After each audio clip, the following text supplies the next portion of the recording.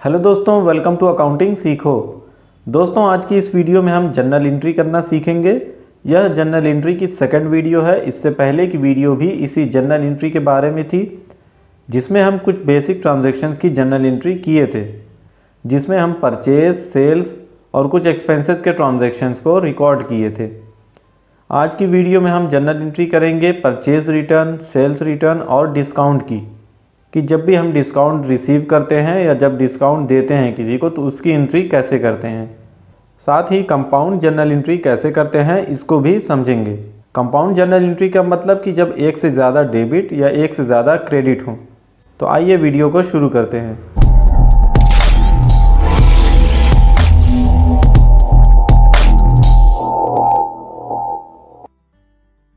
यहाँ एक बिजनेस की ये कुछ ट्रांजैक्शंस हुए हैं। अब इसी की हम आगे जर्नल एंट्री करेंगे। अगर आप जर्नल के बारे में जानना चाहते हैं कि जर्नल क्या होता है, उसकी मीनिंग, डिफिनीशन या एडवांटेजेस या उसका फॉर्मेट कैसे बनाते हैं, हर एक कॉलम का क्या मतलब होता है, तो आप जर्नल वाली वीडियो को भी देख सकते हैं।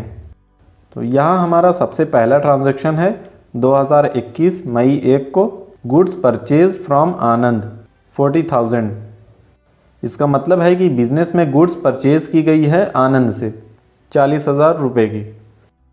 तो दोस्तों, जैसा कि आप जानते हैं, इससे पहले की जर्नल वाली वीडियो में मैं यह बता चुका हूं कि जब भी कोई ट्रांजैक्शन होता है तो सबसे पहले हमें उस ट्रांजैक्शन को समझना बहुत ज़रूरी है कि वह ट्रांजैक्शन कैश में है या क्रेडिट में।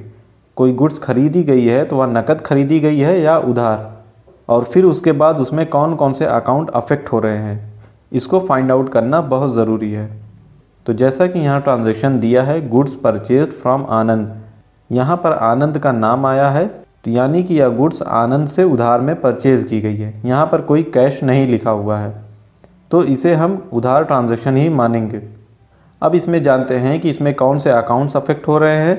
तो इसमें एक पहला है परचेज, यानी कि यह परचेज अकाउंट, और दूसरा आनंद का अकाउंट। तो परचेज यह बड़ा एक्सपेंस है और यह नॉमिनल अकाउंट है। तो अब जब हमें यह पता चल गया है कि परचेज नॉमिनल अकाउंट है, तो हम नॉमिनल अकाउंट के रूल के हिसाब से जर्नल एंट्री करेंगे। और दूसरा यह आनंद है। आनंद जैसा कि हम जानते हैं यह पर्सन है, तो यह पर्सनल अकाउंट है। तो नॉमिनल अकाउंट का रूल है debit the expenses and losses and credit incomes and gains, यानी हमारे जो एक्सपेंसेस हो रहे हैं, जो लॉस हो रहे हैं, उनको डेबिट करो। तो परचेज हमारा ये एक्सपेंस हो रहा है तो इसे डेबिट करेंगे, तो परचेज हमारा डेबिट होगा। और यह गुड्स आनंद से हम क्रेडिट में परचेज कर रहे हैं तो आनंद को क्रेडिट कर देंगे। अगर हम यहाँ पर अगर कैश में परचेज करते तो कैश अकाउंट को क्रेडिट कर देते। इसे आप इस तरह भी समझ सकते हैं कि जब भी बिजनेस के लिए कोई गुड्स परचेज की जाती है तो परचेज अकाउंट को हमेशा डेबिट करते हैं, और जब भी कोई गुड्स सेल की जाती है तो सेल्स अकाउंट हमेशा क्रेडिट होता है। पर यहाँ ध्यान रखें कि अगर बिजनेस के लिए कोई असेट्स परचेज की जाएंगी, जैसे कि फर्नीचर, मशीनरी, कोई कार, अगर ये परचेज की जाती हैं, तब हम परचेज अकाउंट को डेबिट नहीं करते हैं। तब हम जो असेट्स होगी, जैसे फर्नीचर होगा तो फर्नीचर अकाउंट को डेबिट करेंगे। अगर कोई मशीन परचेज की जा रही है तो मशीन अकाउंट को डेबिट करेंगे। यहाँ बस गुड्स के लिए हम परचेज अकाउंट को डेबिट करते हैं और सेल्स अकाउंट को क्रेडिट करते हैं। तो यहाँ हम परचेज अकाउंट को डेबिट कर देंगे। तो आइए जर्नल एंट्री करते हैं। यहाँ डेट के कॉलम में हम ट्रांजैक्शन की डेट लिख देंगे 2021 मई 1, परचेज अकाउंट डेबिट है तो डेबिट के कॉलम में 40,000। अब यह गुड्स उधार में परचेज की गई है तो यहाँ हम पार्टी का नाम लिख देंगे, यानी कि आनंद का, टू आनंद 40,000 क्रेडिट कर देंगे। यहाँ हम आनंद अकाउंट नहीं लिखेंगे। पर्सनल अकाउंट के आगे हम अकाउंट वर्ड का यूज़ नहीं करते हैं। आनंद एक पर्सन है। अगर हम इसके आगे अकाउंट लिखना चाहते हैं तो एपॉस्ट्रॉफी एस का यूज़ करना होगा। तो यहाँ पर अब हम नरेशन लिख देंगे, यानी कि इस एंट्री को हम शॉर्ट में एक्सप्लेन कर देंगे कि यह किस तरीके की एंट्री है। तो इसकी नरेशन हो जाएगी being goods purchased from Anand on credit. तो यह एक एंट्री हमारी हो गई है। अब 2 तारीख को एक ट्रांजैक्शन है गुड्स रिटर्न टू आनंद 10,000। अब 1 तारीख को जो गुड्स आनंद से परचेज की गई थी, अगली 2 तारीख को हम उसे रिटर्न कर रहे हैं, यानी कि उसमें से कुछ गुड्स को हम रिटर्न कर रहे हैं अब वह उसकी कोई भी वजह हो सकती है वापस करने की, तो यह भी एक ट्रांजैक्शन हुआ है, तो इसकी भी एंट्री हम करेंगे। परचेज़ करने पर गुड्स बिजनेस में आती है तो परचेज़ अकाउंट को डेबिट करते हैं, पर जब हम इसी गुड्स को रिटर्न करते हैं यानी उस सप्लायर को वापस करते हैं तो यह परचेज़ रिटर्न अकाउंट क्रेडिट हो जाता है। यानी यह उल्टी एंट्री होती है, परचेज़ करने पर परचेज़ डेबिट, परचेज़ रिटर्न करने पर परचेज़ रिटर्न अकाउंट क्रेडिट।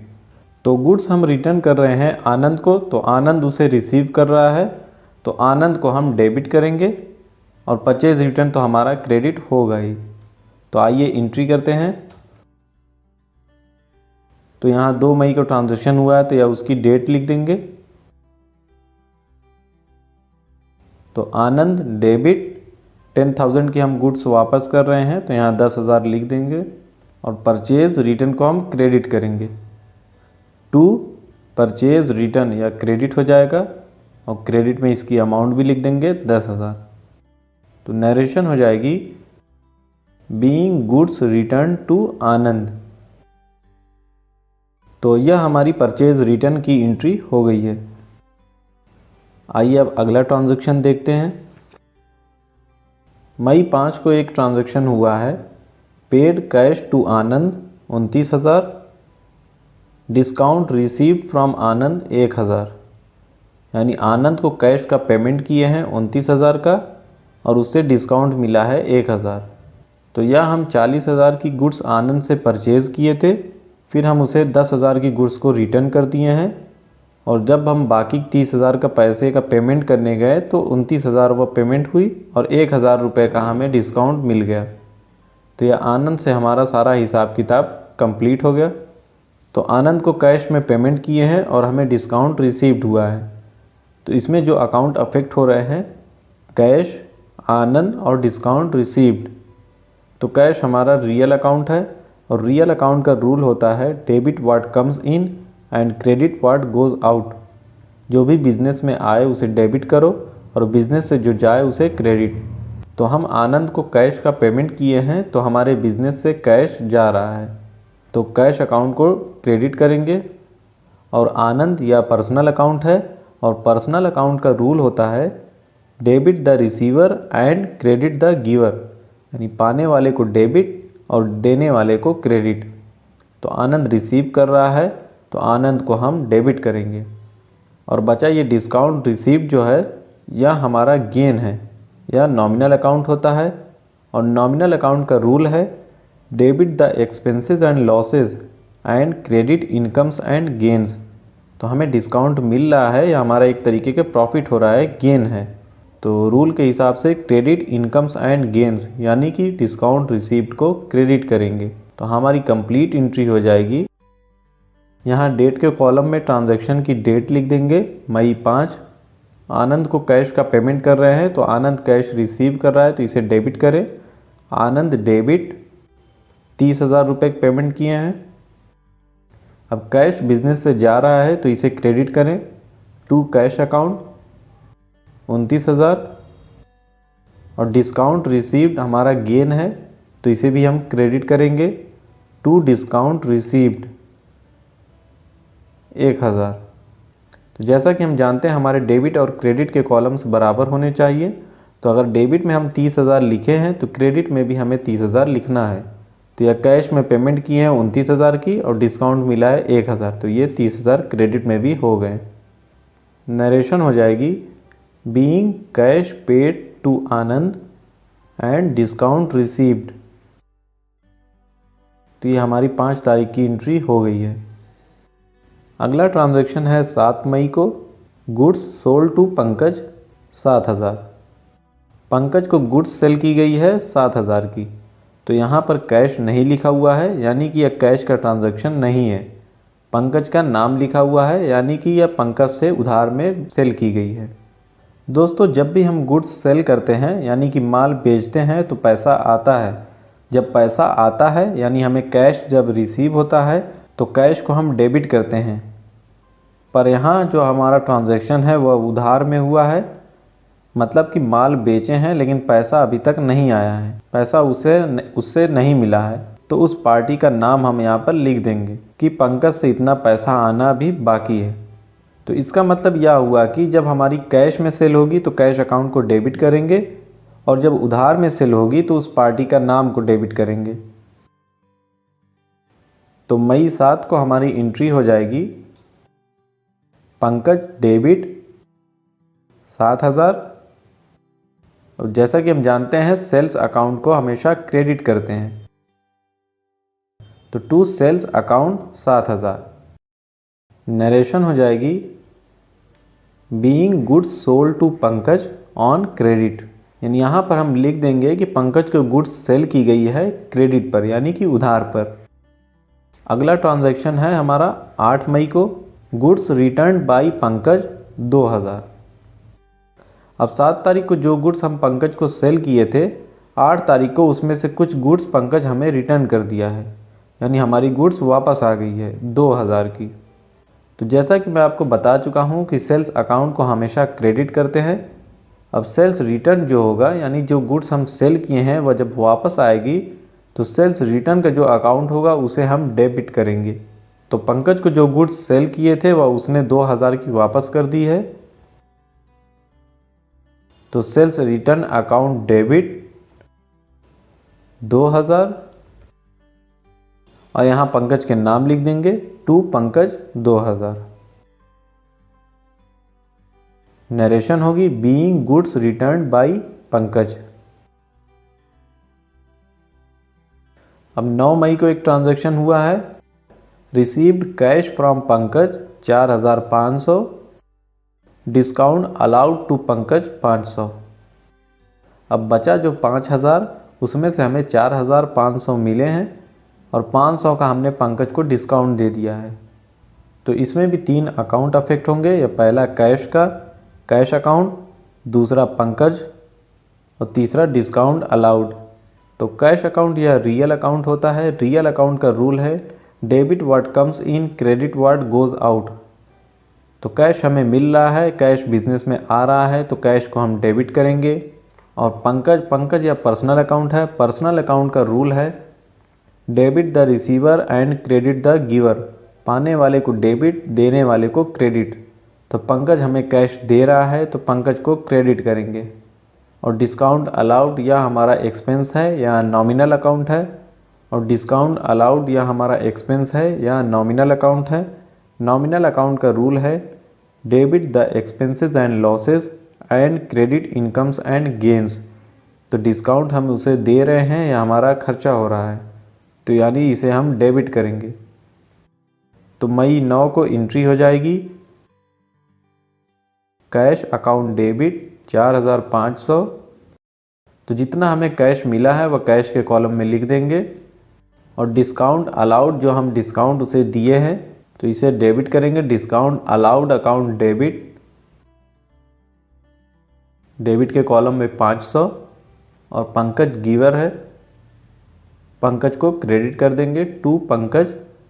अब यहाँ क्रेडिट के कॉलम में ये 5,000 लिख देंगे। नरेशन होगी being cash received from Pankaj and discount allowed. तो यह हमारी एंट्री कंप्लीट हो गई है। तो अब आगे इस पेज पर कोई एंट्री करने की जगह नहीं है, तो यहाँ पर इसका टोटल कर लेंगे, यानी CF लिख के कैरी फॉरवर्ड, और इसका जो टोटल आएगा वो उसके नेक्स्ट पेज पर ट्रांसफ़र कर देंगे। तो आइए पहले डेबिट के कॉलम का टोटल करते हैं। तो ये 40,000, 10 50,000, और ये 30,000 80,000, 80 7 87, और 2 89,000, 89,000, और ये 5,000 94,000 हम यहाँ डेबिट के कॉलम में लिख देंगे। अब इसी तरह क्रेडिट का भी टोटल कर लेंगे। 40,000, 10 50,000, 50, और ये 29 31 50 30 80,000, और ये 7 87 87 2 89, और 89 5 94। तो 94,000 ये क्रेडिट के टोटल में लिख देंगे। अब यही बैलेंस हमारा नेक्स्ट पेज पर ट्रांसफ़र हो जाएगा। तो दोस्तों यहाँ मैं जर्नल का फॉर्मेट बना चुका हूँ, और यही बैलेंस हम यहाँ ट्रांसफ़र कर लेंगे। बैलेंस BF यानी ब्रॉड फॉरवर्ड, 94,000 ये डेबिट के कॉलम में, और 94,000 ये क्रेडिट के कॉलम में लिख लेंगे। अब आगे हम इसकी जो भी एंट्री करेंगे वो इसी तरह इसके कॉलम में लिखते जाएंगे। तो नेक्स्ट हमारी एंट्री है मई 12 को कमीशन रिसीव्ड 500। तो हमें कमीशन मिला 500, तो कमीशन मिला यह हमारा गेन है, तो इसे क्रेडिट करेंगे। तो हमें कमीशन कैश में मिला है, तो यहाँ cash account debit 500 to commission received account 500, ये क्रेडिट में लिख देंगे। नरेशन हो जाएगी बीइंग कमीशन रिसीव्ड। नेक्स्ट हमारा ट्रांजैक्शन है मई 15 को पेड वेजेस 1000।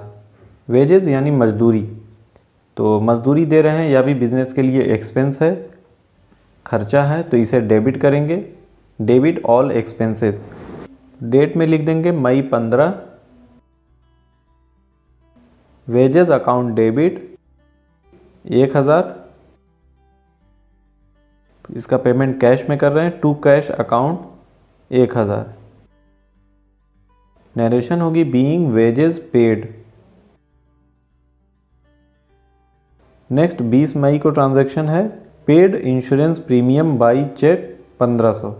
इंश्योरेंस प्रीमियम को पेड किया गया 1500 का चेक के थ्रू, तो यह भी बिजनेस के लिए एक्सपेंस है, तो इसे भी डेबिट करेंगे और इसका पेमेंट बैंक के थ्रू किया गया है, इसलिए बैंक को क्रेडिट करेंगे। तो मई 20 ये डेट हो जाएगी। इंश्योरेंस प्रीमियम अकाउंट डेबिट 1500, तो चेक के थ्रू कर रहे हैं, यानी यहाँ पर बैंक अकाउंट अफेक्ट होगा, टू बैंक अकाउंट 1500। नरेशन लिख देंगे being insurance premium paid by cheque. तो यह एंट्री भी हमारी हो गई है। अब नेक्स्ट और लास्ट एंट्री है मई 24 को paid rent ₹20,000, advertisement expenses ₹4,000 and salary paid ₹8,000। तो इसकी हम कंपाउंड एंट्री करेंगे, इसको हम अलग अलग भी रिकॉर्ड कर सकते हैं। तो आइए इसकी कंपाउंड एंट्री करते हैं। तो यह तीनों हमारे बिजनेस के एक्सपेंस है, खर्चे हैं, किराया देना, एडवर्टीजमेंट कराना और सैलरी देना। तो ये सारे खर्चे ये नॉमिनल अकाउंट में आएंगे और इन सारे खर्चों को हम डेबिट करते हैं, ऑल एक्सपेंसेस डेबिट। तो यहाँ डेट के कॉलम में लिख देंगे मई 24। रेंट अकाउंट डेबिट, रेंट हम 20,000 दे रहे हैं, तो डेबिट किए हैं, तो डेबिट के कॉलम में 20,000 लिख देंगे। दूसरा हमारा एक्सपेंस है एडवर्टीजमेंट का, तो उसका एक अलग अकाउंट बनेगा, एडवर्टीजमेंट एक्सपेंस अकाउंट डेबिट। यह हम इसका पेमेंट 4,000 किए हैं, तो डेबिट के कॉलम में 4,000 लिख देंगे। ये हम सैलरी पे कर रहे हैं 8,000, तो इसको भी डेबिट कर देंगे। तो सैलरी अकाउंट डेबिट 8,000, ये भी डेबिट के कॉलम में लिख देंगे। तो अब ये तीनों का पेमेंट जो हम कर रहे हैं या कैश में कर रहे हैं, क्योंकि यहाँ पर बैंक का नाम नहीं आया है, तो यहाँ हम कैश अकाउंट को क्रेडिट करेंगे, टू कैश अकाउंट। तो यह तीनों अमाउंट हम जोड़ लेंगे, 20,000, 4 24,000, 8 32,000। तो ये 32,000 का पेमेंट हम कैश में कर रहे हैं, कैश को क्रेडिट किए हैं, इसलिए क्रेडिट के कॉलम में ये 32,000 लिख देंगे। तो दोस्तों यही कंपाउंड एंट्री होती है जो हम कई ट्रांजैक्शन को एक साथ रिकॉर्ड करते हैं। अब इसकी एंट्री हम अलग अलग भी कर सकते हैं। अब जैसे रेंट का पेमेंट कर रहे हैं, तो rent account debit to cash 20,000, फिर advertisement account debit to cash 4,000 और salary account debit to cash 8,000। तो इस तरह भी हम अलग अलग एंट्री भी कर सकते हैं। तो नरेशन लिख देंगे बीइंग एक्सपेंसेस पेड। तो इस तरह हम सारे ट्रांजैक्शन को रिकॉर्ड कर लिए हैं। आइए अब इसका टोटल करते हैं। तो यहाँ हम इसे नीचे से क्लोज कर देंगे और यहाँ टोटल लिख देंगे और सबसे पहले डेबिट का टोटल करते हैं। अब ये 94,000 ये ब्रॉड फॉरवर्ड किया गया है, यानी यह पिछले पेज का बैलेंस है। तो अब इसको जोड़ते हैं, तो ये 500, 1,000, 1,500 और ये 1,500 3,000 हो गए, और ये 20,000, 23,000, 23, 4 27 और 8 35। तो 94,000 में जब हम 35,000 जोड़ेंगे तो हमारा हो जाएगा 1,29,000। तो यहाँ लिख देंगे। अब इसी तरह क्रेडिट का भी टोटल कर लेंगे। तो ये 94,000 को अभी छोड़ देते हैं। ये 500, 1,000 1500 और ये 1500 3,000 और ये टोटल 32,000। तो ये 3,000 32, ये 35,000 हो गए। तो इसी तरह 94,000 में 35,000 जोड़ देंगे तो 1,29,000 ये क्रेडिट के कॉलम में हो जाएगा। तो दोस्तों इस तरह ये डेबिट और क्रेडिट दोनों के कॉलम का ये टोटल सेम आ गया है, यानी कि हमारी एंट्री सही है। तो दोस्तों बस आज की वीडियो यहीं ख़त्म करते हैं। उम्मीद करता हूँ आपको जर्नल एंट्री करना आ गया होगा। अगर आप इसे और अच्छे से समझना चाहते हैं तो आप इससे पहले की वीडियो भी देख सकते हैं, यानी इसका जो फर्स्ट पार्ट है उसे भी आप देखकर समझ सकते हैं। वीडियो अगर आपको यूज़फुल लगी हो तो इसे लाइक करें और अपने दोस्तों के साथ भी इसे शेयर करें। और ऐसी और वीडियोस देखने के लिए इस चैनल को सब्सक्राइब ज़रूर करें। Thank you.